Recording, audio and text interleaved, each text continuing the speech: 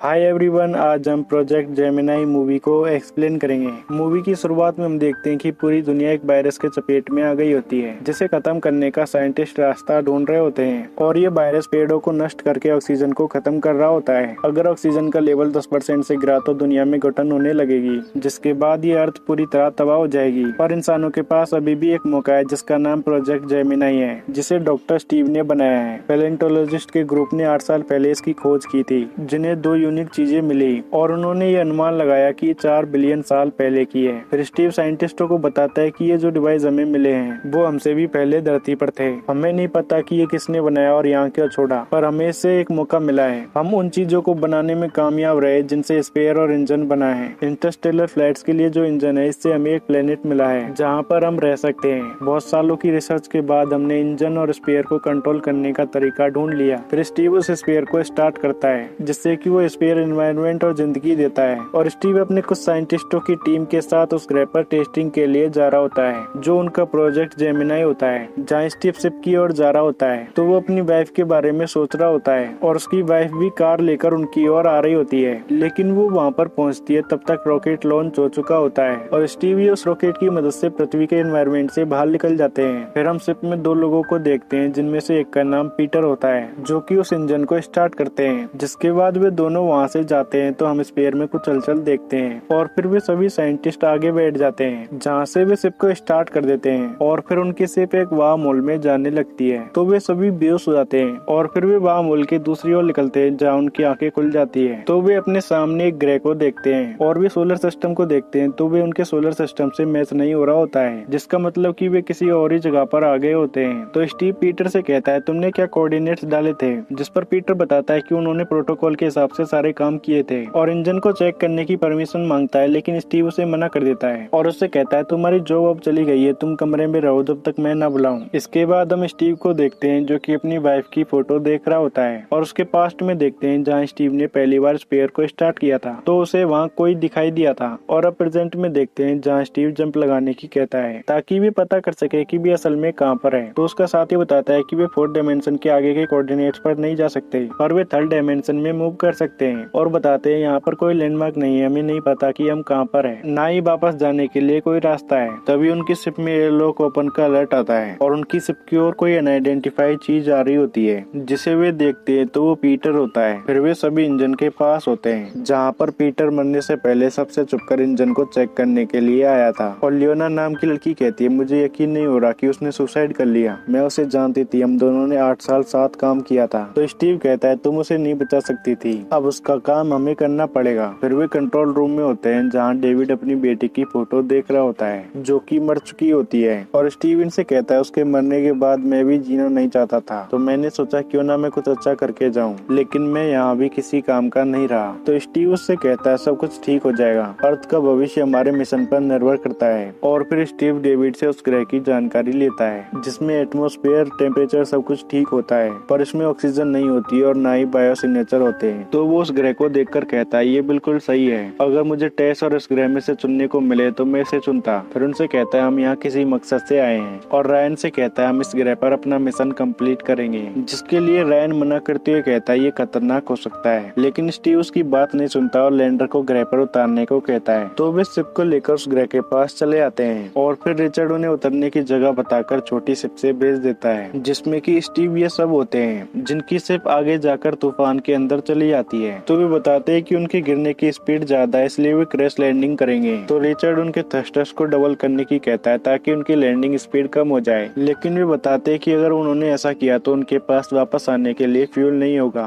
तो स्टीव कहता है, अगर हमने ऐसा नहीं किया तो हम सब मारे जाएंगे। जिसके बाद वे तूफान के अंदर ही अपनी जगह पर उतरते हैं, जहाँ उनकी क्रैश लैंडिंग होती है। फिर हम पास्ट में स्टीव को देखते हैं, जो कि अपनी वाइफ के पास होता है, जहाँ पर वो उसे एक बैंड देता है, जो कि स्पेयर का एक टुकड़ा होता है, जो कि उसकी वाइफ एमी को काफी पसंद आता है। फिर हम प्रेजेंट में लैंडर में देखते हैं, जहाँ रिचर्ड डेविड को बताता है कि ज्यादा नुकसान नहीं हुआ है, लेकिन फ्यूल कभी भी खत्म हो सकता है। तो स्टीव कहता है, हमें शिप में वापस क्यों जाना है, हमारा प्लान था 4 साल में वापस जाने का, और अब हमारा टास्क है स्पेयर को इंस्टॉल और लॉन्च करने का। फिर उन्हें पता चलता है कि इन पहाड़ों के बीच गुफाएं हैं। तो स्टीव कहता है, गहरी गुफा काफी होगी स्पेयर को सुरक्षित रखने के लिए। जिसके बाद वे स्पेयर को लेकर लैंडर से बाहर चले जाते हैं, और कुछ दूर जाकर एक गुफा के अंदर स्पेयर और इक्विपमेंट डिफेंस लगा देते हैं। फिर हम लॉन्चर में देखते हैं कि उनका एक साथी होता है जो कि इंजन की ओर टॉर्च लेकर देखने के लिए जाता है, तो उसे वहाँ कुछ मिलता है। वहीं उसे एक कैमरा रिकॉर्डर पड़ा हुआ मिलता है। उसके बाद हम स्टीवन को देखते हैं जो कि स्पेयर को लॉन्च कर देते हैं और फिर वे वापस आते हैं तो वो आदमी रैन को सब कुछ बता दिया होता है। तो रैन स्टीवन से कहता है उसे यहाँ पर मार्शल लॉ लागू है और उसे बताता है कि हमें यहाँ कुछ मिला है। फिर वे उस कैमरे को देखते हैं जो कि पीटर ने शूट किया होता है और उसने सिक्योरिटी कैमरास बंद कर रखे होते हैं ताकि वो इंजन को चेक करे तब उसके काम के बीच में कोई ना आए। फिर वो उस इंजन को देखता है तो उसमें कुछ होता है जो कि उस पर हमला कर देता है। फिर उन्हें पता चलता है कि उसे किसी चीज ने मारा था। तो रिचर्ड कहता है मैंने कैमरे की सारी रिकॉर्डिंग देखी है, हमने धरती छोड़ते वक्त जो स्पेयर देखा था वो अभी भी उसमें मौजूद है जिसका नाम वे टोजन देते हैं। फिर रिचर्ड बताता है वो मेरे पास नहीं बल्कि तुम्हारे पास स्पेयर के अंदर आया है और फिर रिचर्ड उसका पता लगाने लगता है। फिर डेविड बताता है गुफा के डेटा के अंदर कुछ तो गड़बड़ है, वहाँ पर कोई भी बायोमार्कर्स नहीं है और रायन के पूछने पर बताता है ये खराब नहीं बल्कि पूरी तरह काम कर रहा है पर ये कुछ अलग ही कर रहा है। तो स्टीव कहता है हम वापस स्पेयर के पास जाएंगे उसकी सेटिंग चेंज करने के लिए, लेकिन रायन उसे रोकते हुए कहता है इस खतरे से निपटने के बाद हम उसे चेंज कर लेंगे, तुम इस प्रोजेक्ट के हेड हो इसलिए तुम फैसला ले सकते हो पर अब नहीं ले सकते क्योंकि यहाँ पर टीम के जिंदा रहने का सवाल है। जिस पर ल्यूना बोलती है तो रायन उससे कहता है तुम्हें यकीन है स्टीव ने हमें पूरी जानकारी दी है और रिचर्ड से उस वीडियो को चलवाता है जब स्टीव को स्पेयर में कुछ दिखा था और रायन कहता है उसने इसके बारे में किसी को भी कुछ नहीं बताया और स्टीव से कहता है अगर हमें इन अजीब चीजों के बारे में पहले से पता होता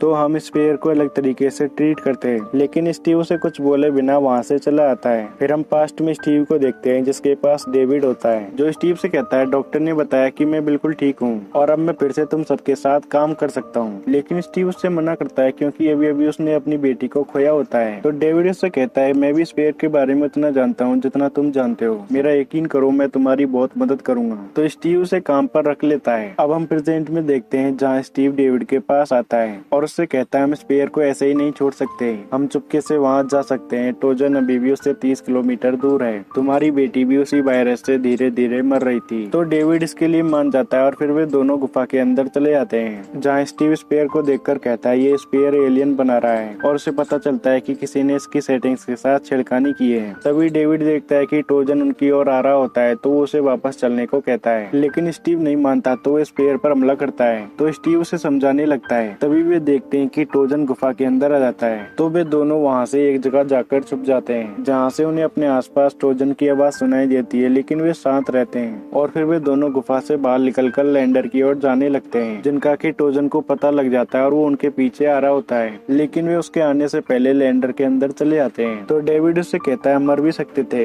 जिस पर स्टीव कहता है ये हमारे बारे में नहीं है, हमें मिशन कंप्लीट करना है। फिर वे दरवाजा खोलते हैं तो उनके सामने रायन होता है जो स्टीव से कहता है तुम्हें याद होगा तुम अब डिसीजन नहीं ले सकते, लेकिन स्टीव से कहता है मैं वो डिसीजन लूंगा जो मुझे सही लगते हैं, तुम्हें जो करना है वो कर लो। तो रायन उसे जोर से मारता है, लेकिन तभी उनके शिप के मॉड्यूल में खराबी आ जाती है तो उन्हें आवाज से पता चलता है कि टोजन अंदर आ गया है। फिर हम ल्यूना को देखते हैं जो कि बाहर निकल कर देखती है तो उसके आसपास चिपचिपा लिक्विड होता है और आगे देखने के लिए जाती है तो उसका एक साथी उसे साइड में कर देता है जो उससे कहता है अगर हमने आवाज की तो हम पकड़े जाएंगे। टोजन लैंडर के कमजोर हिस्से में छेद करके अंदर आ गया है। फिर वे दोनों उनके साइड के रूम के अंदर चले आते हैं जहाँ लूना और उसके साथी को पता चलता है कि टोजन इस रूम के अंदर ही है। तो उसका साथी लूना को जल्दी से रूम के बाहर भेज देता है पर वो उसके अंदर मारा जाता है, जहाँ से लूना दरवाजों को बंद करती हुई स्टीव इनके पास पहुंच जाती है और रायन स्टीव पर गुस्सा कर रहा होता है कि वो टोजन को अपने साथ यहाँ ले आया और टोजन दरवाजे पर मार रहा होता है तो वे सभी गन्स लेकर तैयार हो जाते हैं। जिसके जाने के बाद रायन बताता है शिप के जनरेटर और कैमरा खराब हो गए हैं और उन्होंने बड़ी शिप से भी कांटेक्ट खो दिया है, पर उनके पास उस शिप की लास्ट वीडियो होती है जिससे वे देख लेते हैं कि वो शिप के अंदर कैसे आया, जो कि कूलिंग सिस्टम से अंदर आया होता है जहाँ पर स्टील बहुत पतली थी। तो उन्हें पता चलता है कि ये काफी इंटेलिजेंट भी है और स्टीव कहता है उस छेद को बंद कर दे तो वो अंदर नहीं घुस पाएगा और रायन के पूछने पर कहता है हमें सिक्योरिटी कैमरा को जल्दी स्टार्ट करना होगा ताकि हम उसे देख सकें। जिसके बाद उन्हें पता चलता है कि टोजन ने मेन जनरेटर को खराब कर दिया है, लेकिन बैकअप जनरेटर अभी भी काम कर रहा है जिससे वे कैमरा को जोड़कर शुरू कर सकते हैं। तो रायन कहता है हमें टोजन का पता नहीं कि वो कहाँ है, ये खतरनाक हो सकता है, लेकिन स्टीव की वजह से ये सब हुआ था तो वो वहाँ जाने का फैसला करता है और फिर वो सूट और एक गन लेकर वहाँ से चला आता है। जिसके बाद वो जनरेटर के पास पहुंचकर सभी सिक्योरिटी कैमरों को स्टार्ट कर देता है। तो डेविड ये देखते हैं कि टोजन स्टीव की ओर आ रहा होता है। इसके बारे में वे स्टीव को बताते हैं तो स्टीव वहाँ से निकलने लगता है और उसके सामने सभी लाइट्स ऑफ हो जाती है। तभी रायन ये स्टीव को रस्सी से पकड़कर अंदर ले आते हैं। तो रायन कहता है ये स्पेयर से अधिक ताकतवर रैम्प को दिखा रहा है जिससे इलेक्ट्रॉनिक्स खराब हो रहे हैं। और फिर सभी से कहता है हम जाल बिछाकर ट्रोजन को शिप से बाहर निकालेंगे। तो वे सभी मिलकर इसके लिए प्लान बनाते हैं, जिन्हें स्टीव कहता है लैंडर में 2 दरवाजे हैं, उनमें से मैं एक की ओर ट्रोजन को अपनी ओर बहकाने की कोशिश करूंगा जिसके पीछे से तुम दरवाजे को बंद कर देना। और फिर रायन ट्रोजन को अंदर के दरवाजे की ओर बुलाने लग जाता है जहाँ उसके सामने सभी लाइट्स ऑफ हो जाती है और ट्रोजन उसकी ओर आ रहा होता है। तो वो पीछे आकर दरवाजे को बंद कर देता है और स्टीव ने लियोना को बाहर के दरवाजे को खुला रखकर वहीं छुपने को कहा होता है ताकि ट्रोजन जब स्टीव का पीछा करता हुआ बाहर आए तो वे मैनुअली दरवाजे को बंद कर दें। और फिर स्टीव शिप के बाहर चला आता है जहाँ लियोना भी गेट के पास होती है, जहाँ ट्रोजन के बाहर आने पर वे बस्टर से धुआं करने वाले होते हैं और उनकी कोशिश यही होती है कि वे सिर्फ धुआं ही नहीं बल्कि ट्रोजन को मार भी दें। फिर लियोना ट्रोजन के गेट को खोलकर जल्दी से दूसरे गेट के पीछे छुप जाती है और ट्रोजन बाहर आ रहा होता है तो स्टीव वहाँ से भगता है। पर रायन फ्रैंक ये देखते हैं कि इंजन काम नहीं कर रहा होता है तो लियोना बाहर निकलकर ट्रोजन पर हमला करती है ताकि वो स्टीव का पीछा न करे, लेकिन फ्रैंक इनका इंजन काम कर जाता है। तो फ्रैंक लियोना को हटने की कहता है लेकिन वो उसके सामने होती है तो वो मारी जाती है। तो स्टीव जल्दी से शिप के ऊपर जाता है जहाँ से डेविड उसे अंदर ले लेता है और वे उस दरवाजे को बंद करते हैं तो ट्रोजन का एक टेंटिकल कटकर अंदर आ जाता है और रायन भी जल्दी से शिप के दरवाजे को बंद कर देता है और इस सब में फ्रैंक और लियोना मारे जाते हैं। फिर रिचर्ड उन्हें बताता है कि ट्रोजन गुफा के अंदर चला गया और रायन अपने शिप को रिपेयर कर लेता है। इसके बाद हम पास्ट में स्टीव को देखते हैं जो कि एमी के पास आता है, जहाँ एमी स्टीव से कहती है तुमने काफी कुछ किया है, तुम्हें वहाँ नहीं जाना चाहिए, ये तुम्हारा मिशन नहीं है। लेकिन स्टीव उसकी बात नहीं मानता तो एमी उसे बताती है कि उसे एक बच्चा होने वाला है, तुम यहाँ रुक जाओ, हम वैक्सीन पे काम कर लेंगे, मैंने एक रास्ता ढूंढ निकाला है, तुम्हारा मिशन एक नई दुनिया बनाएगा लेकिन हम इसे बचा सकते हैं। लेकिन स्टीव जाने का फैसला कर चुका होता है। अब हम प्रेजेंट में स्टीव को देखते हैं जो कि उस टेंटिकल की जांच कर रहा होता है और उसी के साइड में डेविड होता है जो कि ट्रोजन से जख्मी हो गया था। फिर स्टीव उसे देखकर कहता है मुझे लगता है ये बायो रोबोट है और उस पर पानी पटकता है तो उसे पता चलता है कि ये उसी चीज से बना है जिससे स्पेयर बना है, हमने इसके बारे में पढ़ा है, इसका काम है ट्रोजन बनाना। फिर स्टीव डेविड के पास आता है और उसे कहता है जिस बैक्टीरिया से तुम्हें ये जो हुआ है उसका बहुत ही पावरफुल डिफेंस मैकेनिज्म है, मैंने इसके बारे में अच्छे से स्टडी किया है, ये वही है जिसको ढूंढने के लिए हमने इतने सारे साल लगा दिए, तुम्हारे खून से वैक्सीन बन सकती है जिस वायरस से दुनिया खत्म हो रही है। और फिर स्टीव उस टेंटिकल को थोड़ा सा काट कर देखता है जिससे कि वहाँ की सभी चीजों में कुछ होने लगता है और स्टीव के आसपास भी कुछ हो रहा होता है। तो स्टीव को याद आता है जो उसे पास्ट में दिखाई दिया था वो वही था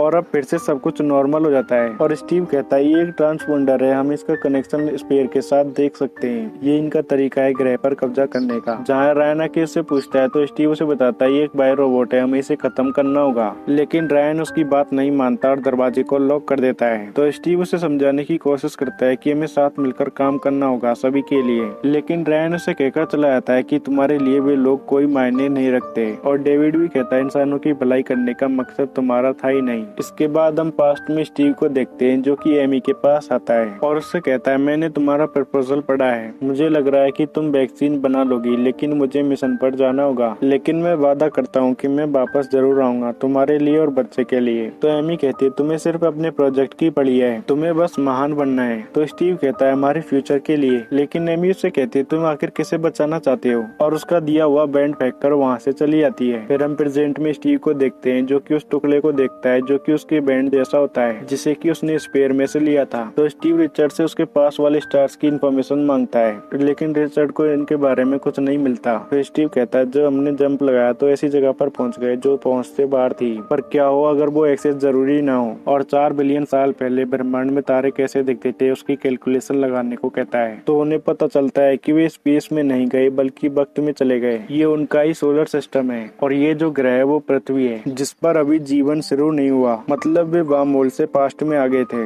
इसके बारे में रिचर्ड पूछता है तो स्टीव उसे बताता है जब डेविड ने स्पेयर पर गोली चलाई थी तो जो टुकड़ा निकला था वो यही है और ये वही टुकड़ा है जिसे मैंने एमी को दिया था, मतलब जो स्पेयर यहाँ है और पुराने वाला है वो एक ही है। कुछ लोगों ने स्पेयर भेजा ताकि उनके हिसाब से जीवन पैदा हो लेकिन इसमें कुछ गड़बड़ हो गई थी। तो रिचर्ड कहता है हम कुछ भी करें लेकिन उससे धरती के लोगों की मदद नहीं होगी, जिस पर स्टीव कहता है हमारे पास एक ही रास्ता है, एमी को इस बैक्टीरिया के बारे में बताना, हमें पता है कि स्पेयर गुफा में वहीं रहेगा जब तक असली समय नहीं आ जाता। तो वो एमी के लिए ब्रेसलेट पर मैसेज लिखता है ताकि प्रेजेंट टाइम में एमी उसे देखे तो उसे पता चल जाए। फिर स्टीव कहता है बस मुझे ये टुकड़ा स्पेयर में लगाकर स्पेयर को ठीक करना है। फिर हम प्रेजेंट में एमी को देखते हैं जो कि स्पेयर के पास आती है जहाँ बैठकर वो स्टीव इनकी फोटो देखती है।